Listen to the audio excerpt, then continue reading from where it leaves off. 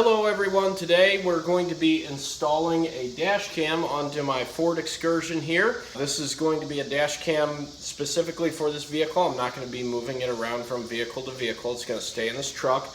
So what I would like to do, instead of just plugging it into the cigarette lighter and then unplugging it every time I shut the truck off and plug it back in, I'm going to wire this into the vehicle on the ignition switch. So when I turn the key on, turn the ignition on, the dash cam comes on automatically, and when I shut the key off, the dash cam powers down.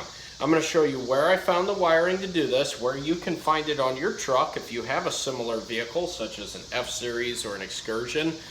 Vehicle with a trailer brake controller in particular. On this one, I'll show you where I found the wire and how I tapped into it. It's pretty simple. It's a good idea to have a dash cam these days with the way insurance is and how people will make up stories or try to sue you for anything, it seems these days. It's a good idea to have something that's got your back, like this dash cam here. It'll record everything, and should you need, you can go back and show people the true facts of what actually happened, should you be involved in an accident or an incident. This camera here also records the inside of the vehicle. So enough of all that, let's get into the project here and I'll show you how to do this.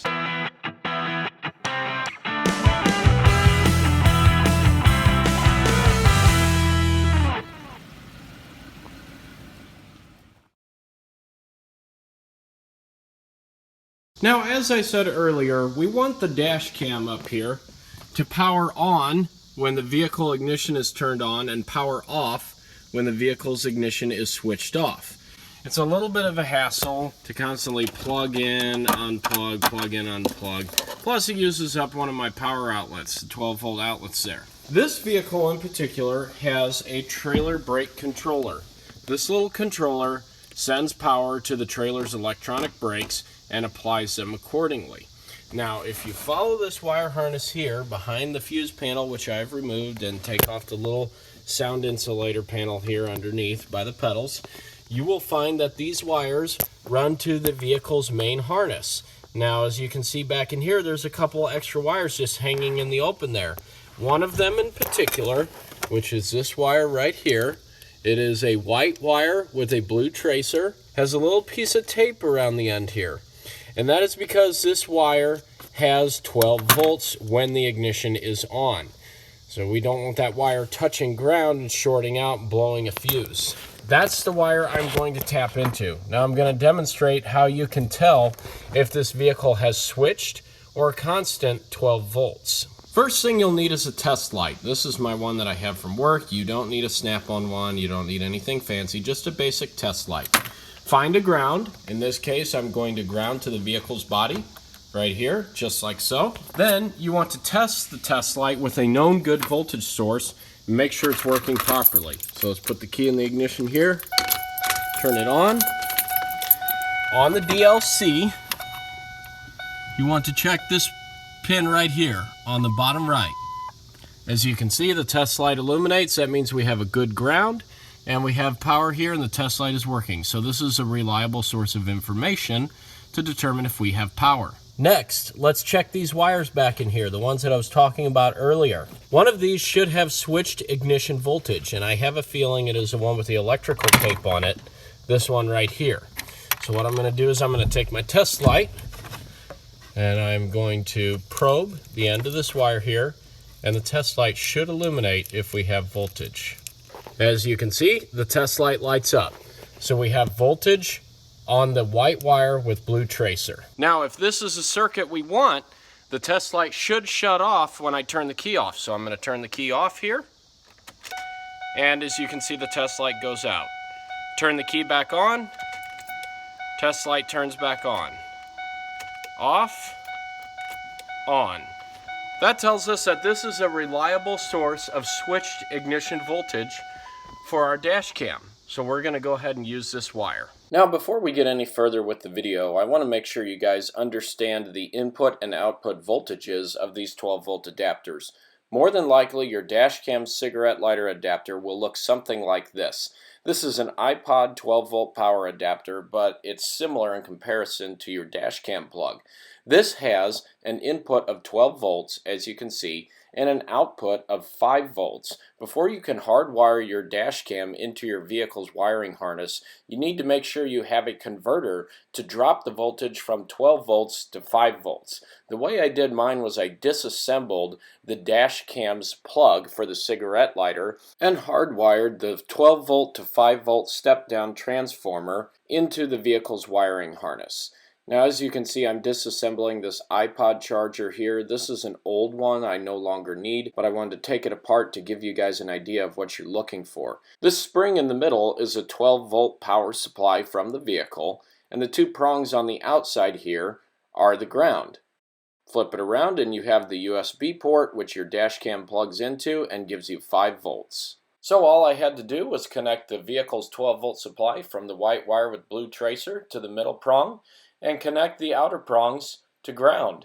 I actually put this back together inside the little adapter here, inside the plastic housing, and then I secured it underneath the dash of the vehicle, and it worked perfectly fine. Next, I ran a couple wires from the little transformer I built to the wiring harness of the vehicle. As you can see, I have a red and a black wire here, one for power and one for ground. We're going to connect the red wire to the white wire with blue tracer on the vehicle and the black wire to ground. Make sure no copper wiring is exposed outside of the insulation. So we're going to take the red wire here, put it on the other end of the butt connector, just like so. Once you have the wires positioned properly, using a pair of pliers, crimp the butt connector. And what this does is this squeezes the metal connectors on the inside and ensures that the wires cannot pull free. Once you've crimped it, give it a tug test. Pull lightly on both wires, and if it's done correctly, it should not come out, just like so. Okay, we've got our power connected, but what about a ground? We need to find a ground for this wire to complete the circuit. And that's where having a multimeter comes in handy. This isn't your typical multimeter, but it works well. This little symbol here is ohms. So when we turn the dial to the ohms position, you can see that it shows OL. OL means out of limits.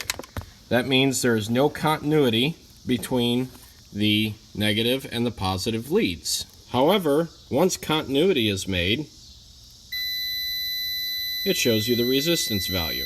This is how we can tell where a good ground is on the vehicle. Now you'll remember earlier that we used this bolt here as our ground for the test light, and I'm going to do the same thing with the negative lead of the multimeter.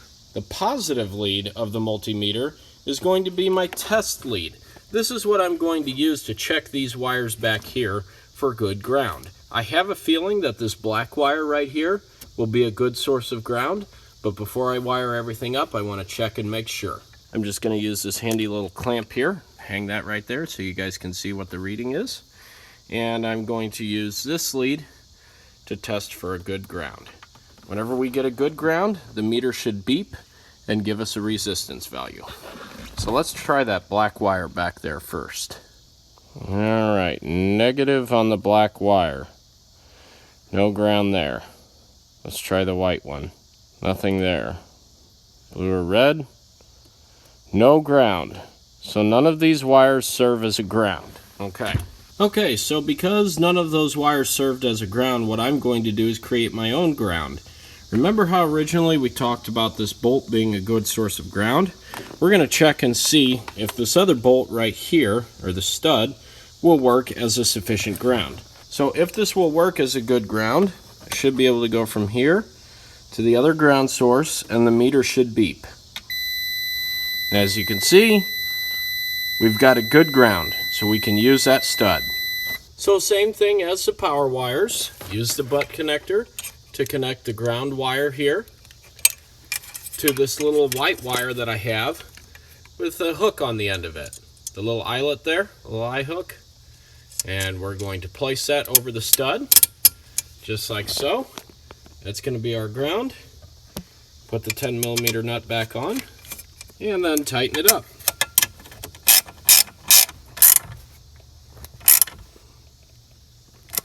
And just like that, you have created your own ground. That's all that's to it.